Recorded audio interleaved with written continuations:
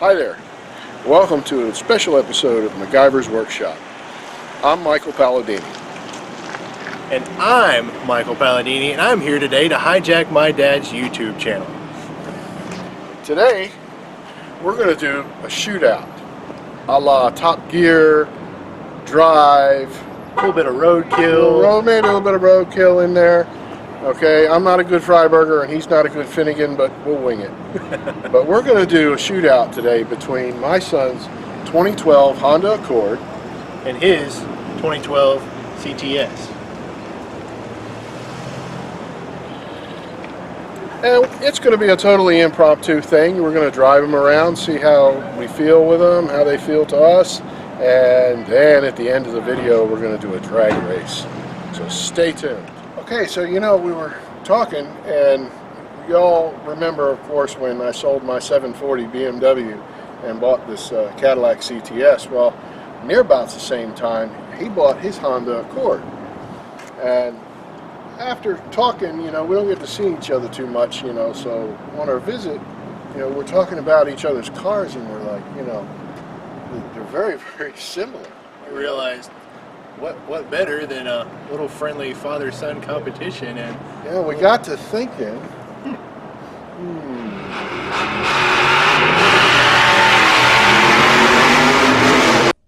Don't do it. No.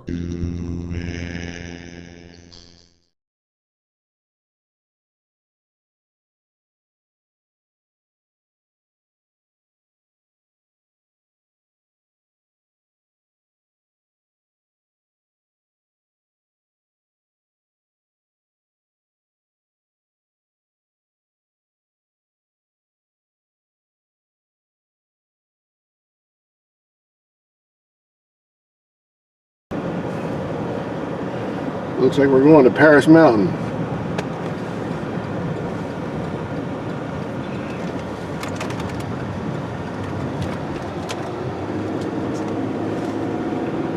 so we'll head up here and see what this caddy will do. Like I've talked about earlier in the show here, I really think Cadillac's got it together with these CTSs. First gen or so, wasn't maybe exactly too thrilled, but even for what they consider to be pretty much a base model, I mean, bang for the buck, for an everyday car, something a little sporty, it really hits the mark. Fairly refined suspension, maybe leaves a little bit, but for what it is, you can't really beat it. Both of these cars are basically almost in the same kind of market, same price range. It's just a lot of fun, and you can look classy doing it. It's just a shame they don't come with bicycle repellent. Yeah, you warned us about this yesterday, didn't you? But hey, you'll get to see the slalom capabilities, right? Exactly. They truly are like the herpes of the road around here. They just don't go away. I got to say, I am a huge fan of the auto stick. One thing that really I miss having with the Accord.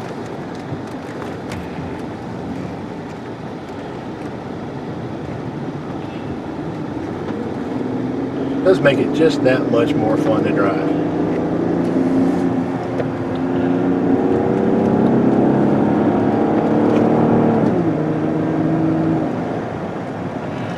Yeah, and it's like a good old B&M shift kit. I mean, it will hold in gear. It really does. It's kind of nice for even throwing it in the corners. It's still fairly responsive. Yeah, because this is the base model. There's like nothing sporty about this at all. But also, it still gives that signature Cadillac ride. Yes. Yeah, it doesn't beat you up like the CTS-V does. Which, I mean, it has to do that with the suspension, but this is kind of like the middle of the road where everybody knows you're saying you wish you had a CTS-V, but you got this instead.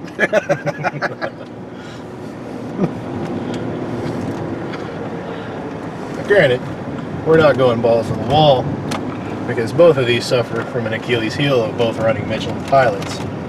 But they still give them a little bit of help. Yeah, it does better than I thought it would.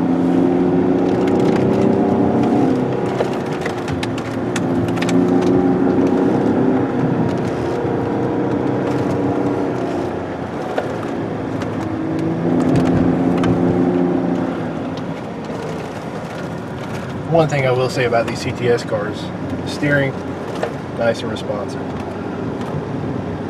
Yeah, they did away with the Cadillac style steering. Thank goodness.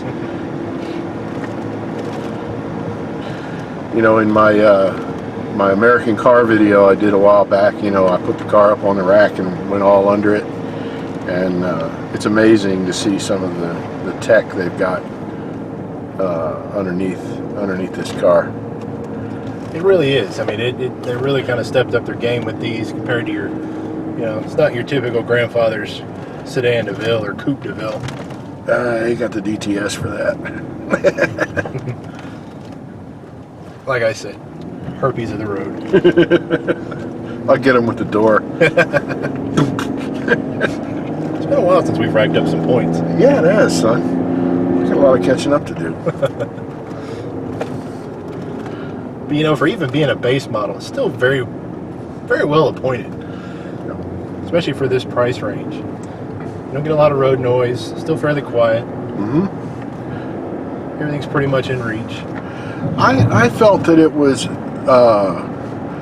know, it was just enough of everything that I wanted it to be, you know. You know, the CTS V would have been, you know, all to one side of performance, you know, which is a badass car. I mean, I won't argue. Love to have one, but you know, but you can drive this every day, and you know, it does, you know, it does just enough of everything well for me. That's what I like about it. It's definitely quite a good compromise. You're not really sacrificing much of anything to gain a little bit of everything. Yeah. Surprisingly, to be just the 3-liter, it's actually pretty peppy. It leaves a little bit on the bottom end to be desired, but it really is quite rev happy and likes it in the top end of the RPM range. Yeah, I've noticed that. You know, if you get out, it's not going to give you that. Yeah, once that those variable cams come on too, that's like it's like a pipe on a 2-stroke, you know. It really is. It does tend to come alive there about 4. Yep.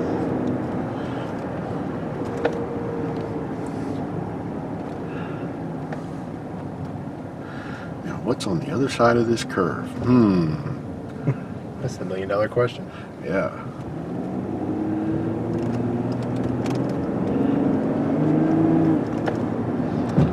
And I was impressed too that being a Cadillac and a base model.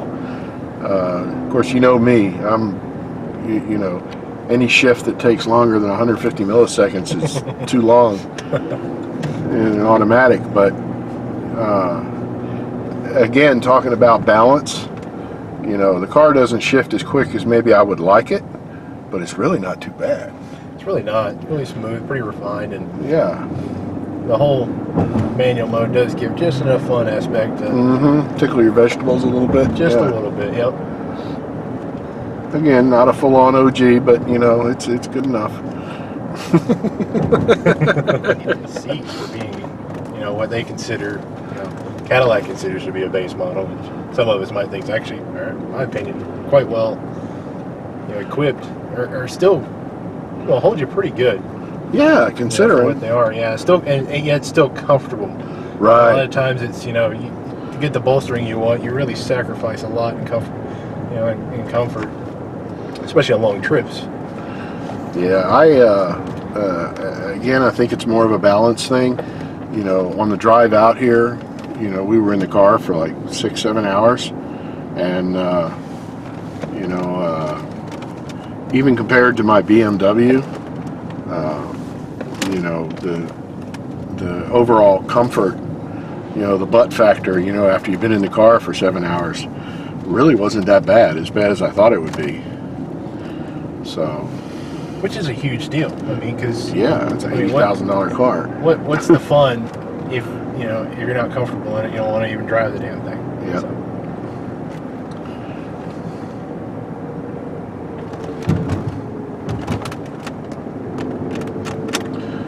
Yeah, like with me sitting here holding the camera, it's not, like you say, it's got a little bit of roll to it, but it's, it's not throwing me around. No, and really, we're not really slamming it through turns. Well, we are putting it in a little bit, and I really do think the suspension really helps to make up for the tires. Oh, yeah. It really puts the tire where it needs to be, and it hasn't given us the first bit of inkling of any kind of squall in any of these turns yet. Oh yeah, you haven't near hit the limit. Which is nice, and it instills a bit of confidence, but not too much that you get stupid, but right enough that you can have fun and not worry about losing it.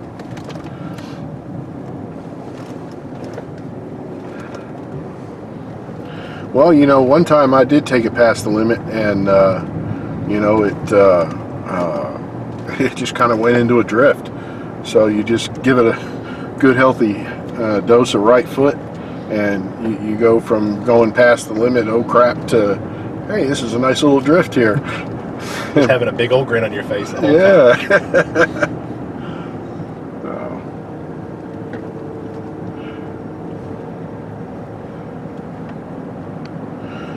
So while we're in traffic here, I'll pan the camera around the interior of the car.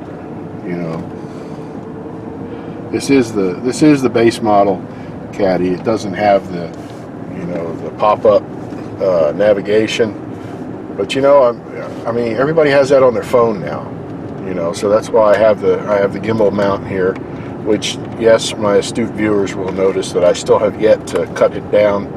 Like I said, I was going to need to do, but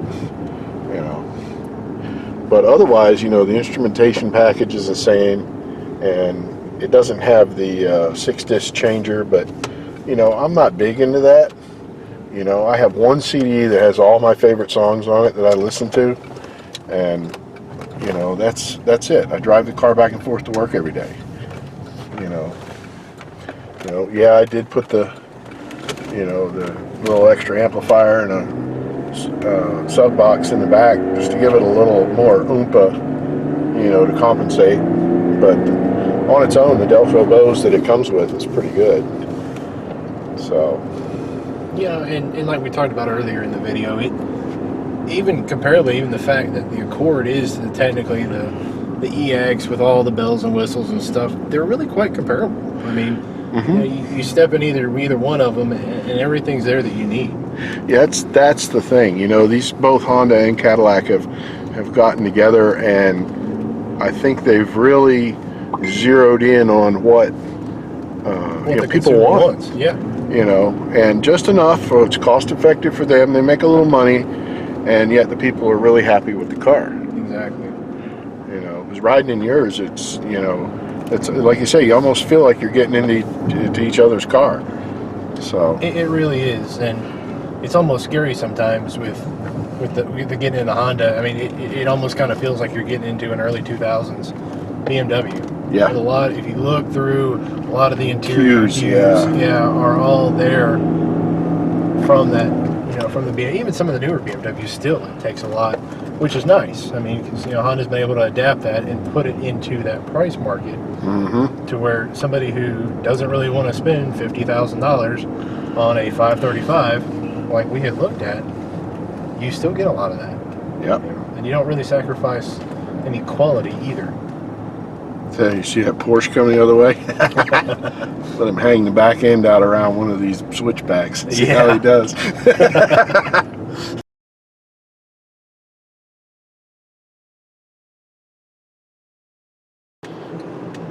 we are again, heading back up Paris Mountain. This time in my son's 2012 Honda Accord. Stuck behind a Lincoln Navigator. Bummer. One thing I'll tell you, son, that I've noticed in the very short time I've driven this car, that extra half liter you got, I'm I'm assuming that's what it is.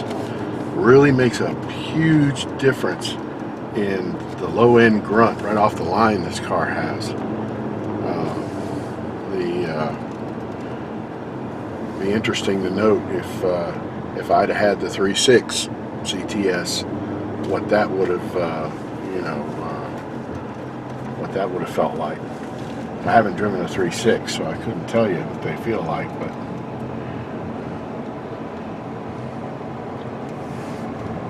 yeah, it really did kind of make us from when we first drove the car was the fact of all the bottom end grunt that's there. I mean, it really does pull great.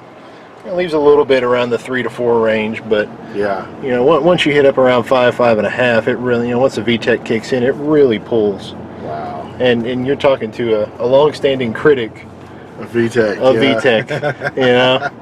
If there's a VTEC joke out there, I've made it. You've made it. Yeah.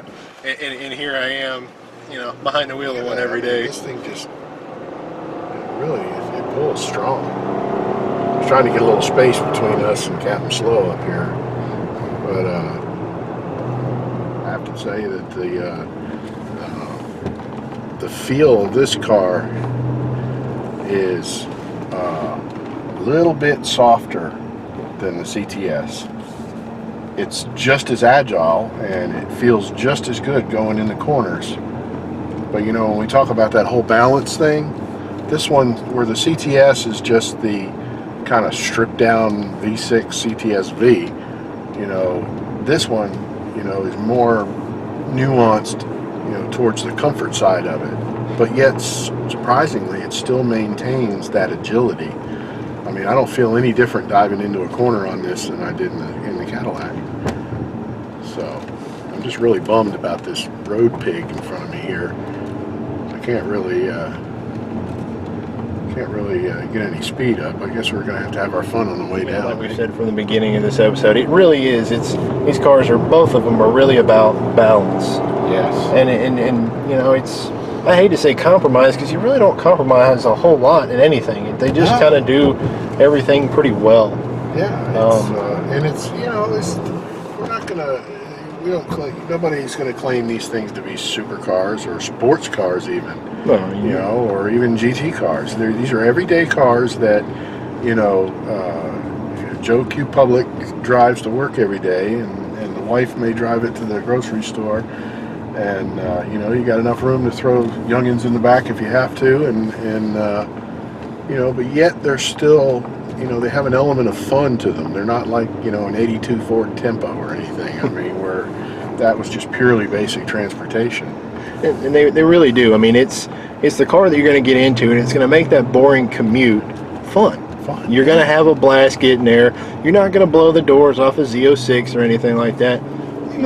It's not never intended to. But it's when you're jumping out on the interstate, and okay, maybe half throttle would have been good enough, but no, you're gonna whop it to the floor, see what it does, and you're gonna have a big grin on your face doing it. Yeah, exactly. And it's this car here is extremely well balanced. I mean, it doesn't. I don't think it.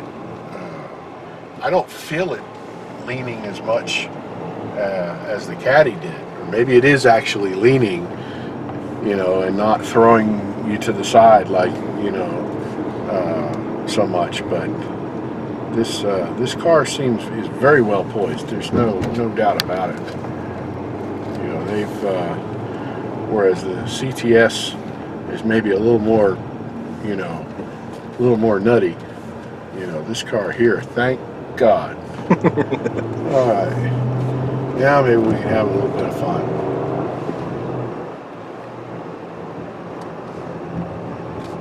Okay.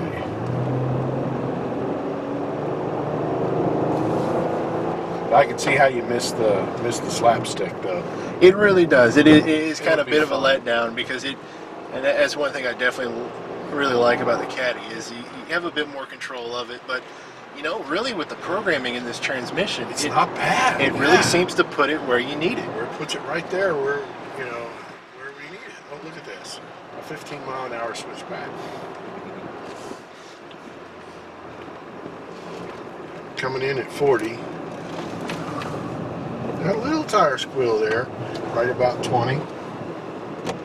But, you know, we lived. And I didn't feel the least bit of fear going through that, you know.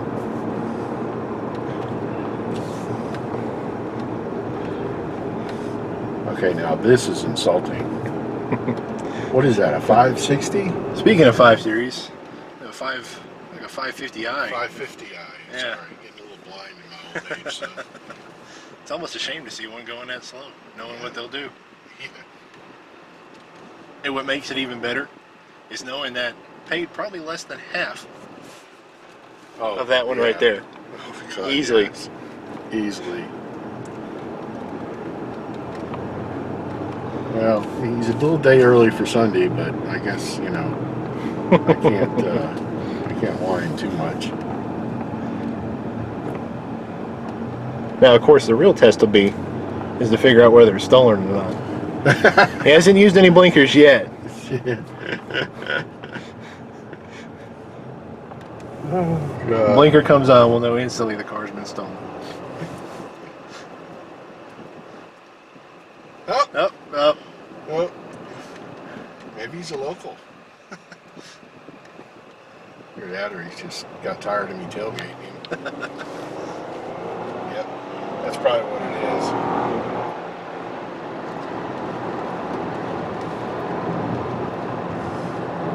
Yeah, see, you know, this car just feels good.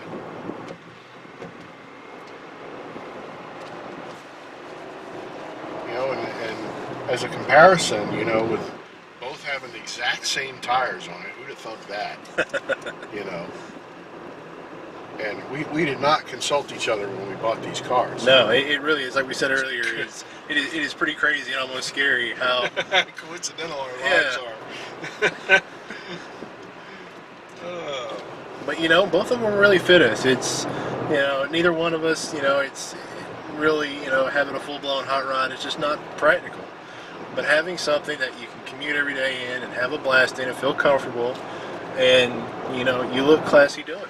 I mean, this is, both these cars are the ones you can pull up to the fancy steakhouse. Yeah. You know, you can pull up to the board, you know, a meeting or something like that with work. Sure. And you look good doing it. Yeah. I mean, it's not so ostentatious as like rolling up in a, you know, Aston Martin or something. You know, not that that wouldn't be a good thing, but you know, it's you know, if you were in a Top Gear style car chase, you know, you'd stand a pretty good chance in one of these cars, you know, and then you probably wouldn't have to be as worried about, you know, wrecking it. But I mean, the power in this car is always, you know, right where you need it. You know, admittedly, mine, you know, I have to flog it a little bit to get it where I want it. You know, and I can manage that with the gearing, you know, and the auto stick, and that kind of offsets it. But you know, it's also a half a liter less displacement too. So it's I think by nature going to be a little more rev happy. So it really does, and like you said, that having that the manual on the side there really does kind of make up for that, though, is the fun factor of being able to really put it where you want it. Mm-hmm.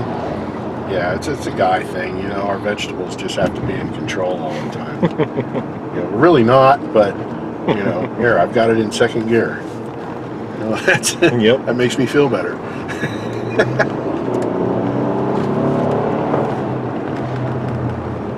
So you can come right off of the throttle into the turn. You know, you can do it Formula One, you can do it NASCAR, however you want. You know, I tend to like to go out wide and dive into the, you know, from the apex. It just feels better to me. But you know, you can do it either way with these cars, you know, because you're not going to be doing them at such a speed, you know, where you have to have an Aston Martin or a Ferrari or anything like that. It really does. It's like you said, it is on tap. It's there when you want it. Just enough, not Yep. too much. They're both really forgiving, though, if you need to back out of it really quickly. Yeah. You're not any kind of harshness or anything like that. They're just The car, very it's forgiving. not like a Koenigsegg or a Barabbas Mercedes, that's out to kill you.